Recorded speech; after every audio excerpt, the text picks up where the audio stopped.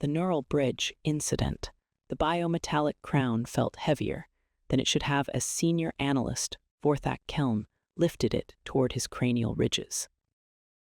18 cycles of intelligence work had taught him to trust his instincts. And right now, every survival mechanism inherited from his predator-heavy homeworld was screaming warnings. Not about physical danger. The Neural Interface Laboratory was among the most secure facilities in Hegemony space. No, this unease stemmed from something far more primitive. The fear of stepping into an alien mind. Having second thoughts.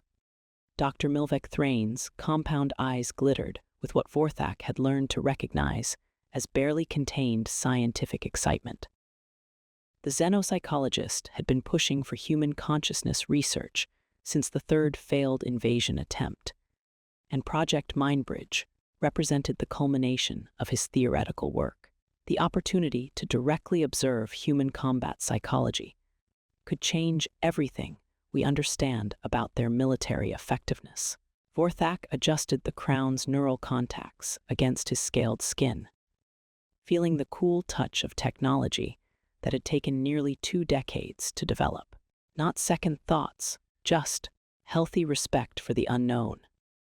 He settled deeper into the interface chamber, surrounded by monitoring equipment that hummed with the quiet efficiency of hegemony engineering. We've tried 3 times to understand humans through conventional intelligence gathering. Each time, we've underestimated them catastrophically, which is exactly why we need this. Technician Yerith Mal interjected from her control station. 4 hands dancing across bioluminescent displays with practiced precision. Her species had evolved for multitasking, making her invaluable for the complex neural monitoring required for consciousness bridging. Traditional observation tells us what humans do. This will tell us how they think. The laboratory stretched around them in a careful balance of organic curves and crystalline precision. Walls embedded with living circuits that pulsed softly in response to the equipment's electromagnetic fields. Through the transparent aluminum viewports, the gas giant Kelthara dominated the view. Its storm patterns shifting across azure and crimson bands that had inspired hegemony poets for generations. But today, even that ancient beauty couldn't distract from the weight of what they were attempting. Project Mindbridge had consumed resources that could have funded a small military campaign. The bioneural interface technology alone required advances in 3 separate scientific disciplines, all built around samples of human neural tissue recovered from the Kepler station incident. The ethics committee had debated the project for 6 cycles before approving it, and only the mounting pressure from 3 military defeats had finally pushed it through bureaucratic resistance. Interface calibration complete, Yerith announced, her primary hands continuing their work while secondary appendages monitored Vorthak's biological responses. We're detecting multiple active human consciousness patterns within range. The system is prioritizing targets based on neural activity levels, and this is interesting. What? Thrain leaned forward, his academic excitement palpable. High-stress neural patterns. Multiple individuals engaged in what appears to be coordinated activity under pressure. If I had to guess. Yerith paused, cross-referencing her readings with established databases. This looks like active combat operations. Vorthak felt his breathing deepen involuntarily. Combat operations. After 18 cycles of intelligence analysis, 18 cycles of trying to understand how humans had repeatedly defeated technologically superior forces, they were finally going to witness human warfare from the inside. Perfect timing, Thrain breathed. Vorthak, this could be the breakthrough we've been seeking. Direct observation of human tactical thinking under actual combat stress. Are you certain the interface is safe? Vorthak asked, though he was already committed to the course of action. The crown's neural contacts had begun their synchronization process, sending gentle pulses through his nervous system as they mapped his consciousness patterns. As certain as we can be, Yareth replied honestly.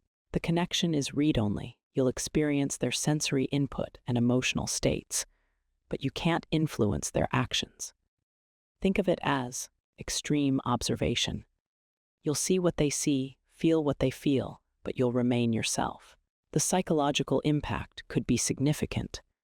Thrain added, with clinical detachment, human consciousness operates on fundamentally different principles than ours. Their emotional processing, their risk assessment, their social bonding mechanisms, all evolved under conditions we can barely imagine. Are you prepared for that level of alien experience? Vorthak's scaled skin rippled in what his species used as a gesture of determination. After 3 military disasters, I'm prepared for whatever insights this provides. We need to understand them. The neural interface chamber dimmed as the system reached full operational status. Bioluminescent indicators shifted from amber to soft blue, and Vorthak felt the strange sensation of his consciousness beginning to expand beyond the boundaries of his physical form. The last thing he heard before the connection established was Yareth's voice, professional and calm. Neural bridge activation in 3, 2, 1. Reality dissolved into quantum static, then reformed into something entirely alien. The first sensation was wrongness, a fundamental mismatch between his expectations and the reality he now experienced. Human sensory input felt limited yet intensely focused, their vision restricted to narrow electromagnetic spectrums, but remarkably detailed within those ranges. Their hearing captured subtleties that his own auditory processing had never detected, while their sense of smell provided constant background information about their environment that felt almost overwhelming in its complexity. But it was the emotional landscape that truly shocked him. Human consciousness operated in a constant state of layered awareness that defied everything hegemony psychology understood about sentient cognition. They maintained simultaneous processing streams for immediate tactical concerns, long-term strategic planning, social dynamics with their team members, and what could only be described as continuous self-analysis of their own performance. He found himself standing in what was unmistakably a human industrial facility, though the architecture felt aggressive in ways that hegemony construction never achieved. Metal grating stretched beneath his feet, designed for function rather than aesthetic harmony. Exposed conduits ran along walls in patterns that spoke of rapid expansion and practical modification rather than planned development. Emergency lighting cast harsh shadows that created pools of darkness and stark illumination, an aesthetic choice that seemed calculated to maintain constant environmental stress. The atmosphere itself felt dangerous, not toxic. The human's respiratory system processed it efficiently, but pregnant with threat. Distant mechanical sounds echoed through the structure, metallic groans that suggested structural stress, intermittent crashes that might indicate equipment failure or something more sinister. And underneath it all, organic sounds that triggered responses in neural pathways Vorthak hadn't known he possessed. "All right, everyone, quota's at 40%. A calm voice said through what appeared to be a sophisticated communication system. The human he was connected to female, based on vocal patterns, and what the neural interface identified as Dr. Rachel Thompson, spoke with remarkable composure for someone in what was clearly a high-stress combat environment. "Danny, you and Michelle take the main facility. Kevin and I will clear the outer wings." Through Thompson's eyes, Vorthak watched her check a handheld device that displayed far more information than he'd expected from human technology. Facility schematics showed a complex three-dimensional structure with multiple levels, branching corridors, and areas marked with symbols that suggested various types of hazards. Equipment status indicators tracked power levels, environmental conditions, and what appeared to be inventory management for portable gear. Resource tracking systems monitored something called quota progress, alongside time constraints and team member locations. The level of tactical integration impressed him immediately. Even elite Hegemony special forces units rarely maintained such comprehensive operational awareness, and this appeared to be standard procedure for human operations. Understood, replied another voice through the communication system, Danny Martinez, according to the identification data streaming through Thompson's augmented reality display. Contact in Sector 7. Big one.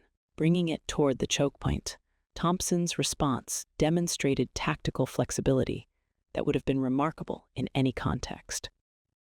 She acknowledged Martinez's report while simultaneously updating her own route planning, redistributing equipment priorities among team members, and maintaining awareness of what the display identified as environmental hazards throughout the facility. Her stress indicators suggested elevated alertness, but nothing approaching panic. If anything, her cognitive performance seemed to improve under pressure, her multitasking capabilities sharpening as the tactical situation became more complex. Thompson, I've got movement in engineering, reported a third voice, Michelle Garcia, identified as the team's environmental specialist. Multiple contacts. Should I engage? Negative, Thompson responded without hesitation. Fall back to rally point beta. We'll approach together once Kevin clears his sector. This was exactly the intelligence Vorthak had hoped to gather. Human tactical doctrine emphasized conservative approach to unknown threats, team coordination over individual heroics, and clear command hierarchy with distributed decision-making authority. But there was something else, a quality to their communication that suggested experience with exactly this type of situation. Then Thompson's audio sensors picked up something that changed everything. The sound started as a low, rhythmic breathing echoing through the facility's corridors. Every survival instinct Vorthak possessed, refined through millions of years of evolution on one of the galaxy's most dangerous worlds, immediately classified it as the acoustic signature of an apex predator. The breathing pattern suggested intelligence, patience, and size that placed the creature well within the range of species his people classified as pack breakers, entities capable of eliminating entire communities. More disturbing was the deliberate quality of the sound. This wasn't random animal behavior. The creature was hunting, using audio cues to track prey through the facility's complex architecture. Coilhead in engineering, Thompson announced, her voice maintaining the same professional tone despite what any reasonable being would recognize as auditory evidence of imminent death. Kevin, reroute through maintenance access 7. I'll loop around and hit the circuit breaker. Vorthak felt his borrowed human heart rate increase. But Thompson's response to the physiological stress response was to analyze it and compensate. Instead of calling for immediate extraction or requesting heavy weapons support, she proceeded deeper into the facility toward whatever was making that terrifying sound. Through her sensory input, Vorthak watched her navigate with practiced efficiency, using environmental audio to track the creature's position, while simultaneously monitoring her teammates' locations through their communication network. She moved like someone who had done this before, many times before. The predator appeared at precisely 14:33 and 27 seconds by the facility's chronometer. Vorthak had reviewed threat assessment files for thousands of galactic species during his intelligence career. The entity stalking Thompson defied classification under normal parameters. Elongated limbs suggested reach advantages and grappling capabilities that could overwhelm most humanoid species. Its movement patterns indicated high intelligence and tactical awareness, while its size placed it well within the range of creatures that required military-grade weapons for safe engagement. Most disturbing was its behavior. The creature didn't simply attack, It observed, calculated, and positioned itself with strategic intelligence that matched or exceeded most sentient species' capabilities. Thompson's response to encountering this nightmare was to comment, "He's looking at me. Definitely a coilhead," and continue with her assigned mission. Through the neural link, Vorthak experienced her thought process directly. Coilheads are movement-triggered. As long as I maintain eye contact and don't break visual connection, it won't attack. I can use this behavioral limitation to reach the circuit breaker and disable the facility's main power grid. That will force it to relocate to a different area, giving Kevin a clear path through maintenance. She was using the apex predator as a tactical resource. "Thompson, are you completely insane?" Kevin Walsh's voice carried what Vorthak recognized as appropriate fear response to the situation. "That thing could tear you apart. Only if I break eye contact," Thompson replied conversationally, backing slowly toward a control panel while maintaining her gaze fixed on the creature. "Besides, we need this area clear for the quota run. Danny, Michelle, how's your sector looking?" 2 spiders and oh damn, Bracken just grabbed Kevin. The casual way Thompson processed this information, the apparent death of a team member, shocked Vorthak more than anything he'd observed so far. Her immediate response was tactical assessment rather than emotional reaction. Kevin's elimination reduces our team efficiency, but his equipment can be recovered if we can reach his position within the next few minutes. Priority shifts to completing current objectives while maintaining team cohesion. "Kevin's down in storage bay 3, Thompson announced calmly. "Danny, can you grab his gear? We'll get him next round." Next round, over the following 37 minutes. Vorthak observed what he initially interpreted as the most sophisticated military operation he'd ever witnessed. The humans encountered 17 distinct creature types, each presenting tactical challenges that would have sent most civilized species fleeing in terror. The entities Thompson's team faced represented an evolutionary catalog of nightmare scenarios. What they casually referred to as coilheads demonstrated apparent short-range teleportation capabilities, appearing and disappearing in patterns that suggested either advanced technology or physics-defying biology. Their movement was jerky, unpredictable, and clearly designed to disorient prey. Brackens proved even more disturbing. These ambush predators seemed to phase through solid matter, appearing behind isolated team members with regularity that suggested supernatural rather than natural capabilities. Most terrifying was their hunting behavior. They used environmental cover and team separation tactics that matched advanced military doctrine. Spiders created environmental hazards throughout the facility, spinning webs that appeared to have paralytic properties. Their coordination suggested hive intelligence, with individual creatures working together to create tactical traps that forced the humans into increasingly dangerous movement patterns. Mimics demonstrated shape-shifting capabilities, so advanced they could perfectly replicate human equipment and even basic architectural features. Vorthak watched Thompson identify one only because of subtle behavioral differences that required experience and training to detect. Each encounter followed the same impossible pattern: identification, tactical assessment, coordinated response. The humans demonstrated adaptability that exceeded most hegemony military units, shifting strategies based on creature behavior while maintaining their primary mission objectives. "Nutcracker in the back corridor," Garcia reported, her voice tight with concentration. "It's got line of sight on the main approach." "Range estimate?" Thompson asked, while simultaneously monitoring her team's positions and calculating alternative routes. "About 40 meters, too far for safe approach."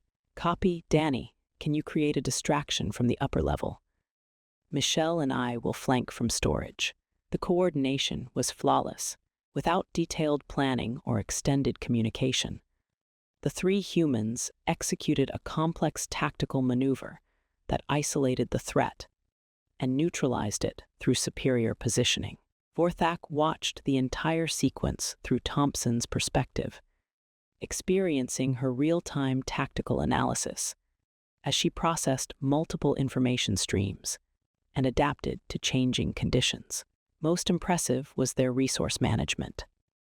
The humans operated under strict limitations, limited equipment, finite time, restricted movement options. Yet they maximized efficiency through careful planning and adaptive execution. When equipment failed or team members were eliminated, they redistributed resources and modified tactics without losing operational momentum. Forest giant at the extraction point, Martinez reported with what Vorthak was learning to recognize as frustrated amusement rather than terror. Big one, looks like we're doing this the hard way. Through Thompson's visual sensors, Vorthak observed the entity Martinez had identified. If the other creatures had been classified as apex predators, this thing transcended classification entirely. Bipedal, easily 3 times human height, with reach that could span corridor widths and strength that could obviously tear through the facility's metal construction. The creature moved with deliberate intelligence, positioning itself to block the human's escape route with strategic awareness that suggested tactical thinking. "Everyone back to the facility," Thompson ordered with the same tone she might use to suggest a coffee break. "We'll wait for it to patrol away, then make another extraction run." Danny Martinez's response carried casual familiarity. "These things always show up right when we're about to finish." "Could be worse," Garcia added. "Remember last week when we had the forest giant and the nutcracker at the same time? That was hilarious." Walsh's voice returned to the communication channel, apparently unaffected by his earlier elimination by the bracken. Michelle trying to juggle both of them, while Danny and I grabbed the apparatus. Last week, the implications hit Vorthak like a gravitational wave. These humans weren't conducting a single military operation, they were conducting them regularly. This level of creature encounter, this degree of tactical stress, this coordination under impossible conditions, it was routine for them. What kind of military conditioning produces this level of competence? "Thompson, you seeing this?" Martinez's voice carried new tension. "Gesture in the main corridor. Things doing that sound again." Through Thompson's audio processors, Vorthak heard it, a rhythmic noise that seemed specifically designed to induce psychological breakdown. The frequency patterns triggered fight-or-flight responses that the neural interface translated directly into his own nervous system, causing involuntary stress reactions despite the fact that he was observing from complete safety. The sound was psychological warfare made audible, a weapon designed to break down cognitive function and induce panic. Vorthak felt his borrowed human physiology respond with elevated heart rate, increased respiration, and the release of stress hormones that clouded judgment and impaired fine motor control. Thompson's response was to analyze the physiological effects and compensate. Gestures using audio disruption. Everyone switched to visual signals until it moves off. She adjusted her route planning and continued toward her objective, treating the psychological assault as a minor environmental hazard. "Copy," Garcia replied, her voice steady despite the ongoing sonic attack. "I'm seeing movement in the side passages too. Looks like multiple contacts converging on our position." "Standard response pattern," Thompson acknowledged. "They're herding us toward the center. Let's use that." "Kevin, you still monitoring?" "Yeah, I'm watching the feeds." "You've got a clear path through storage if you can reach it in the next 90 seconds. The tactical situation had become what any reasonable assessment would classify as hopeless. Multiple apex predators, psychological warfare, time pressure, and environmental hazards that forced movement through increasingly dangerous areas. Yet the humans treated it as a technical problem to be solved through coordination and adaptation. Michelle, take point. Danny, watch our 6. I'll handle equipment management. Thompson's orders came with calm authority as she redistributed team responsibilities based on evolving conditions. Let's finish this quota and get out of here. What followed was 37 minutes of tactical coordination that redefined Vorthak's understanding of combat effectiveness under extreme stress. The humans moved through the facility with efficiency that bordered on supernatural. Despite the presence of creatures that should have induced paralytic terror, they maintained mission focus and team coordination that exceeded anything in Vorthak's experience. Contact ahead, Garcia reported from point position. Spider web across the main corridor. I can see at least 3 of them.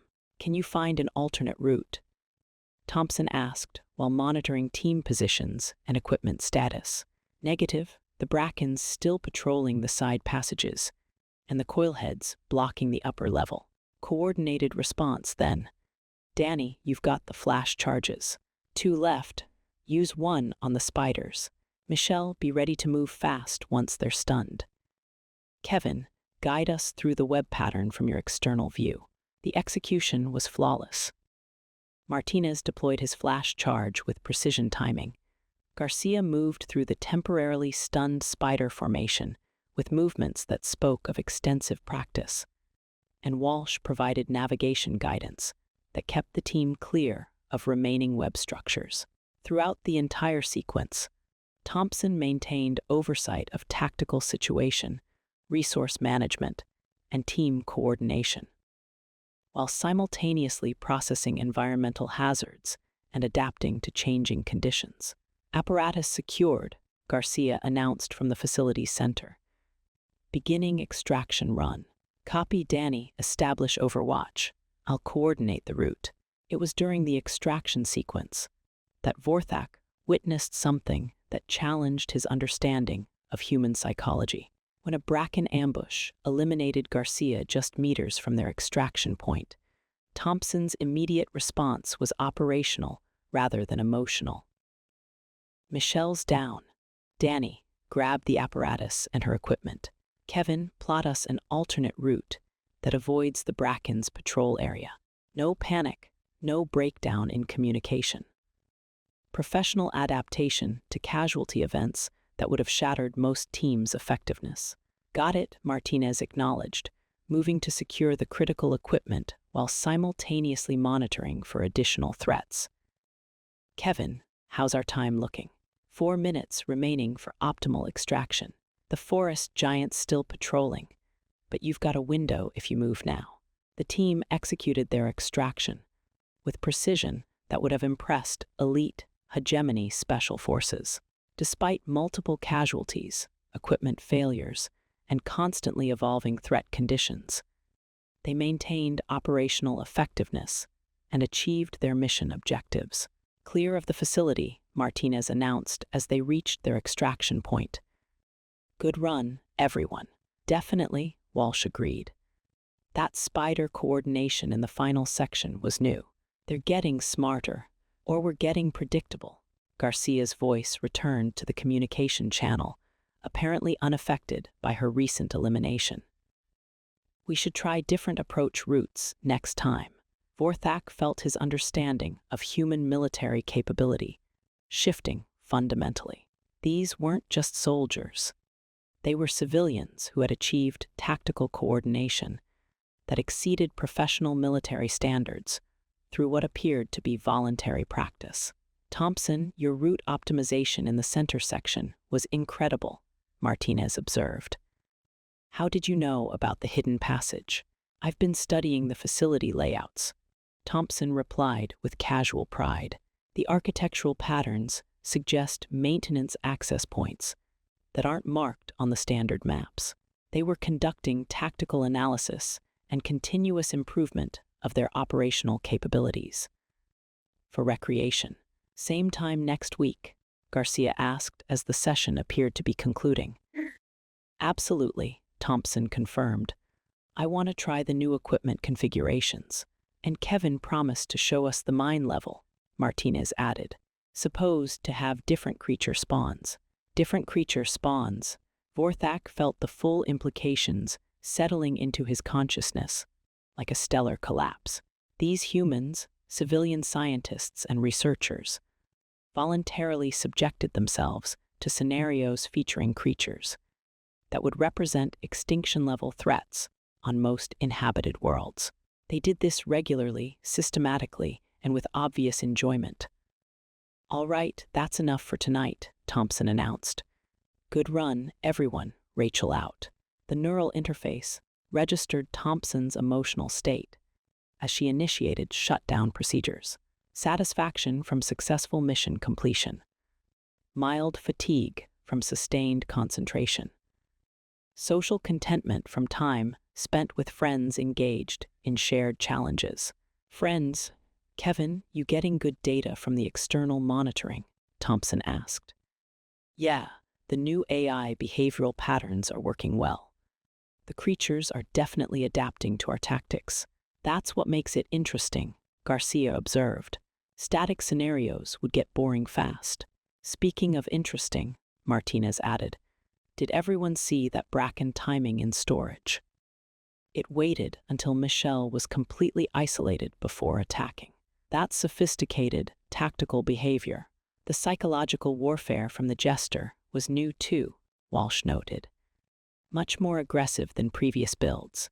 They were analyzing the tactical capabilities of creatures that would traumatize most sentient beings, treating psychological warfare as an interesting technical challenge rather than a threat to their sanity."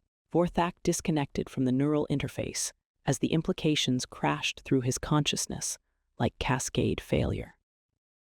The biometallic crown slid from his cranial ridges as he stared at the monitoring displays, his scaled skin pale with shock.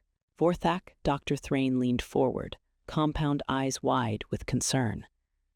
"Your stress indicators spiked significantly during the final phase. What did you observe?" Vorthak's voice felt strange in his own throat after experiencing human vocal patterns for over an hour. I need to verify something." He turned toward Technician Mall, his movements unsteady. "Yerith, run a complete technical analysis on the connection. I need to know exactly what type of consciousness we accessed." Mall's 4 hands moved across her control surfaces with increased urgency. Data streams flowing across multiple displays as she processed the neural interface recordings. "Let me cross-reference the consciousness patterns with our human psychological profiles. This is unusual." "What do you mean, unusual?" Thrain's academic excitement was quickly shifting toward concern. "The neural activity patterns don't match our database for human military personnel. The consciousness structure suggests civilian education, advanced scientific training, specifically. Social interaction frameworks indicate." She paused, running additional analyses. "Recreational activity. That's impossible," Thrain protested, his compound eyes focusing on the tactical data still flowing across the displays. "The scenarios we recorded required advanced military training. The tactical coordination, the stress management, the creature encounter protocols. Civilian consciousness couldn't handle that level of psychological pressure."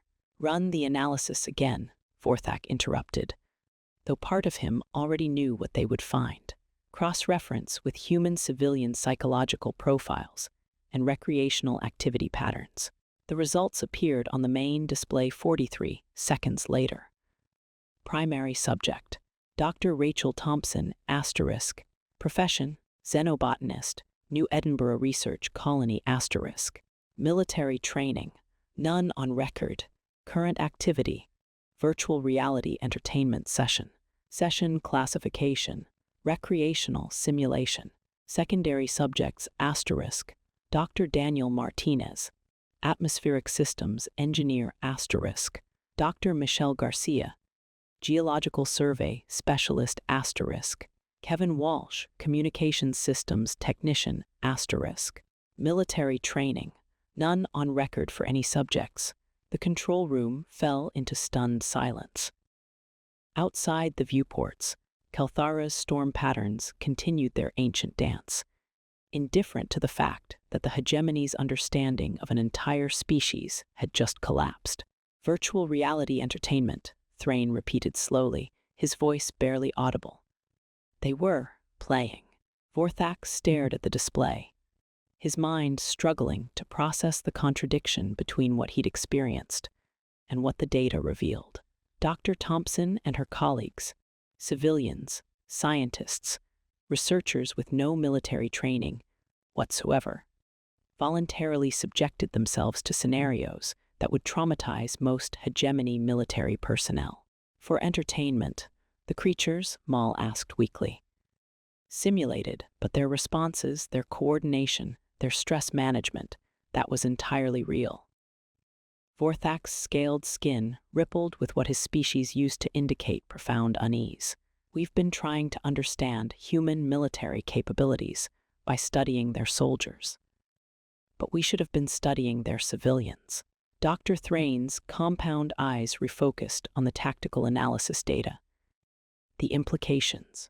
If human civilians voluntarily engage in combat conditioning that exceeds our military training standards, then our threat assessment has been wrong from the beginning, Vorthak finished. We've been analyzing humans as if they were a standard civilization with typical psychological limitations. But this suggests something fundamentally different about their species psychology. Yerith Maul's secondary hands paused in their monitoring activities. Vorthak, I'm reading your biological responses from the neural interface session. Your stress hormone levels peaked during the creature encounters, but the human subject's levels remained within normal operational parameters throughout the entire experience. What does that mean? It means, Thrain said slowly, that scenarios which induced genuine fear responses in you, an intelligence analyst from a high predator pressure world, were processed by the human subject as routine recreational stress. The three Hegemony officers contemplated this in silence, watching the biorhythmic data from their observation session scroll across the displays. Human laughter echoed from the audio recordings. Civilian scientists expressing joy after successfully coordinating complex tactical maneuvers against entities that would represent civilization-ending threats on most worlds. There's more, Maul added, her voice carrying new uncertainty. The neural activity patterns suggest this wasn't an isolated incident. The human subjects demonstrated familiarity with these scenarios that indicates regular, repeated exposure. How regular? Vorthak asked, though he suspected he already knew the answer. Based on the tactical coordination and stress response patterns. Weekly, possibly more frequent.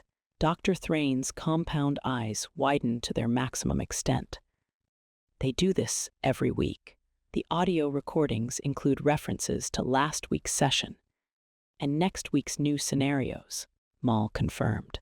This appears to be established recreational routine for them. Vorthak felt his species' equivalent of cold dread settling into his consciousness.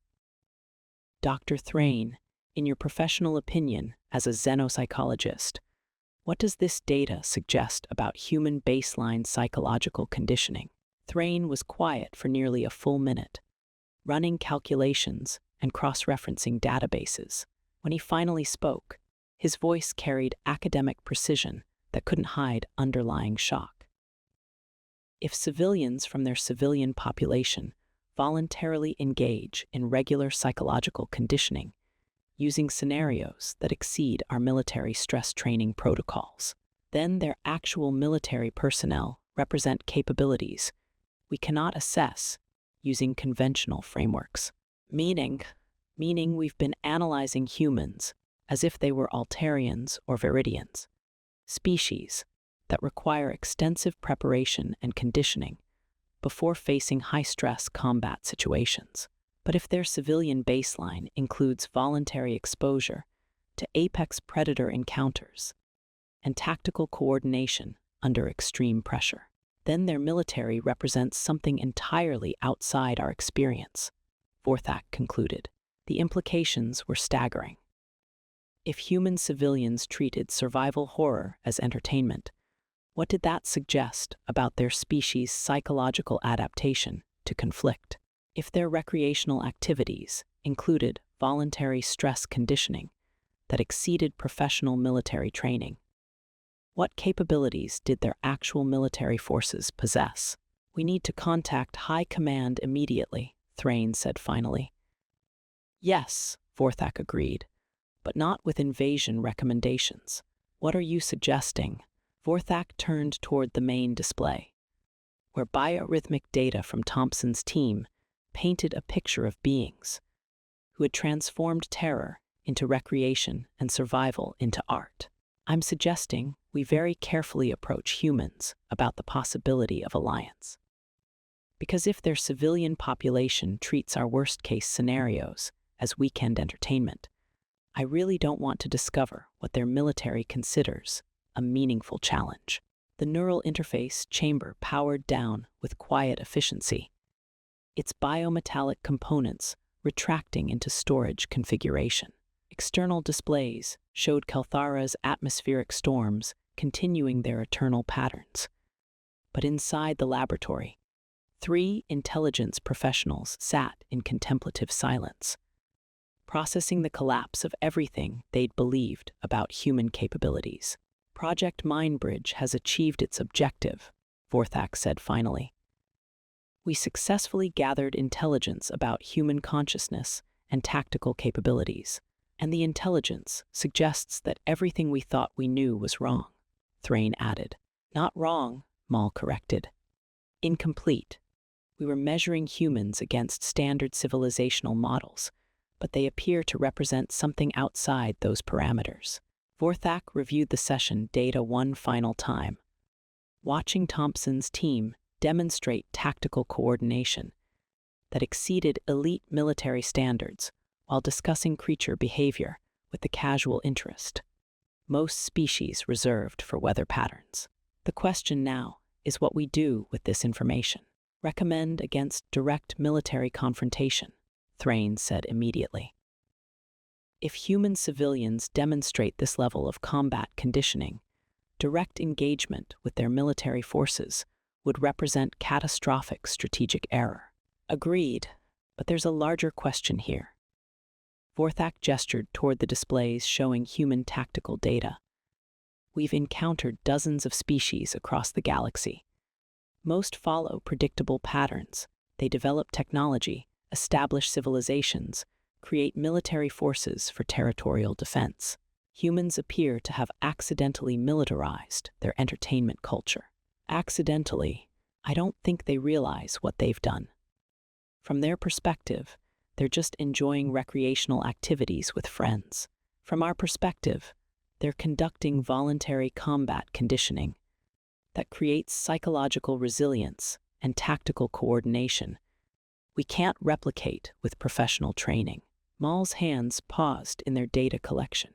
"Do you think other species have recognized this?" "That," Vorthak replied, "is a question for diplomatic intelligence. But based on the fact that no species has successfully invaded human territory despite their technological disadvantages, maybe we're not the first to discover this," Thrain concluded. Outside the laboratory, the Hegemony continued its ancient patterns of expansion and consolidation. Unaware that in a small research facility orbiting a gas giant, 3 intelligence professionals had just discovered that one of their potential targets had evolved beyond the threat models that governed galactic civilization. The neural interface data would eventually reach High Command, where it would contribute to strategic reassessments that would reshape military doctrine for the next several cycles. But for now, it represented something simpler, the discovery that humans had solved the fundamental problem of military conditioning by making it fun. Somewhere in human space, Dr. Rachel Thompson was probably planning next week's gaming session, unaware that her recreational activities had just convinced an interstellar intelligence organization to abandon invasion plans in favor of diplomatic outreach. The universe, as Vorthak reflected, while reviewing the final data streams, had a remarkable sense of humor.